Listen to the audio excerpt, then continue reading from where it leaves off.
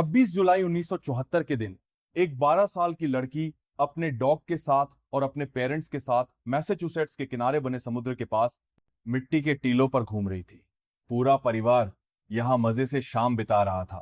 तभी उनके डॉग को एक अजीब सी गंध महसूस हुई। वह डॉग उस महक का पीछा करते करते इस परिवार से दूर भागने लगा और भागते भागते एक मिट्टी के टीलों के पास जाकर रुक गया और वहां जाकर जोर जोर से भौंकने लगा। अचानक डॉग को इस तरह भौंकते देख परिवार परेशान हो गया। वे उसे बार बार बुलाने की कोशिश कर रहे थे, लेकिन वह दूर जा चुका था और लगातार भौंक रहा था। फिर परिवार ने सोचा कि क्यों ना डॉग के पास जाकर देखा जाए, आखिर ऐसा क्या है। तीनों लोग धीरे धीरे चलते हुए अपने डॉग के पास पहुंचे और जो उन्होंने वहां देखा वह यकीन मानिए दिल दहला देने वाला था। जी हां, वहां मौजूद थी एक लड़की की लाश। क्या रहस्य था इस लाश का? क्यों इस केस को सुलझाने में पूरे 50 साल लग गए? सब कुछ बताऊंगा आपको इस केस के बारे में, लेकिन उससे पहले वीडियो को एक लाइक जरूर कर दीजिए। जैसे ही परिवार वहां पहुंचा, उन्होंने लाश को देखा लेकिन उसे छुआ नहीं। उसके शरीर से निकलने वाली बदबू इतनी भयानक थी कि वे पास भी नहीं जा पाए।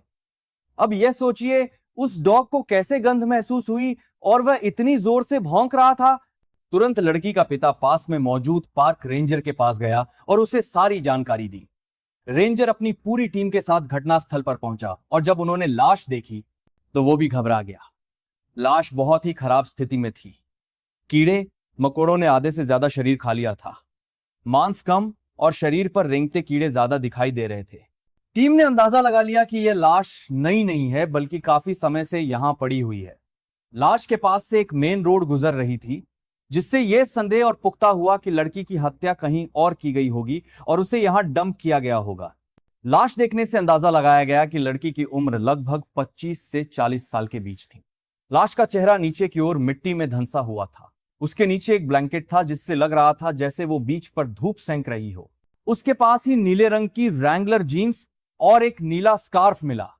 जब रेंजर ने शव को हिलाया तो पता चला कि उस लड़की के सिर को ऊपर से 2 हिस्सों में काटा गया था, यानी गर्दन से नहीं बल्कि सिर को बीचों बीच।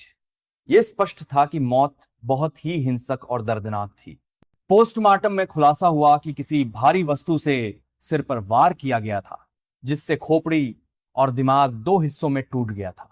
लेकिन सबसे चौंकाने वाली बात यह थी कि इस लड़की ने खुद को बचाने की कोई कोशिश नहीं की थी, ना कोई खरोंच, ना कोई सेल्फ डिफेंस का निशान। इससे 2 बातें सामने आई। या तो लड़की अपने हत्यारे को जानती थी, या फिर वह सो रही थी जब उस पर हमला किया गया। इससे भी खौफनाक बात यह थी कि इस लड़की के दोनों हाथ काट दिए गए थे। ऐसा शायद इसलिए किया गया ताकि उसकी पहचान न हो सके, मसलन हाथ पर टैटू या पहचान चिन्ह। पुलिस ने बहुत खोज की लेकिन हाथ नहीं मिले। जबड़े की जांच से पता चला कि उसके दांत भी जानबूझकर निकाले गए थे ताकि भविष्य में उसकी पहचान करना मुश्किल हो। उस दौर में डीएनए तकनीक या फॉरेंसिक साइंस आज जैसी नहीं थी, इसलिए पुलिस के सामने सबसे बड़ा चैलेंज था, यह लड़की है कौन। जब पहचान नहीं मिली तो पुलिस ने इस अनाम शव को नाम दिया लेडी ऑफ द ड्यून्स, रेत की रानी। इस केस को सुलझाने में करीब 50 साल लग गए। पुलिस ने हजारों फाइलें खंगाली, हर उस किलर को ट्रैक किया जो चेहरा बिगाड़ने जैसी हरकत करता था। 100 मील के इलाके में घर घर जाकर पूछताछ की गई, लेकिन कोई सुराग नहीं मिला। पुलिस ने चेहरे का क्ले मॉडल बनवाया, उसकी तस्वीरें जारी की, लेकिन कोई सामने नहीं आया। ऐसा लगने लगा कि यह लड़की जैसे इस दुनिया में अकेली थी, ना कोई जानने वाला न पहचान। फिर साल आया 2015।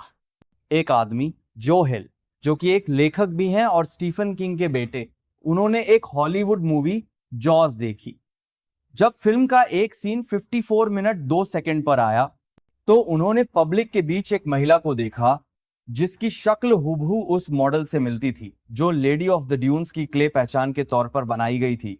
उस महिला ने वही नीली जीन्स और वही नीला स्कार्फ पहना हुआ था। फिल्म का यह सीन ठीक उसी समय शूट हुआ था जब वह लाश पाई गई थी और वह जगह महज 100 मील दूर थी। क्या वाकई वो लड़की वही थी? और फिर 31 अक्टूबर 2022 को डीएनए टेस्ट की मदद से इस अनाम शव की पहचान हुई। उसका असली नाम था रूथ मैरी टेरी, उम्र 37 वर्ष, और उसके पति का नाम था राउल या राकेल मोद्रिकन। राउल कोई आम आदमी नहीं था। उसने पहले भी एक महिला और उसकी बेटी का मर्डर किया था, एक किडनैपिंग में भी शामिल था, लेकिन सबूत न होने की वजह से बचता रहा। और अब माना जा रहा है कि रुथ का मर्डर भी उसी ने किया, मगर अफसोस वो 2002 में मर चुका है। हालांकि यह केस आज भी आधिकारिक रूप से सॉल्व नहीं हुआ है, लेकिन डीएनए तकनीक ने इसकी पहचान जरूर उजागर कर दी है।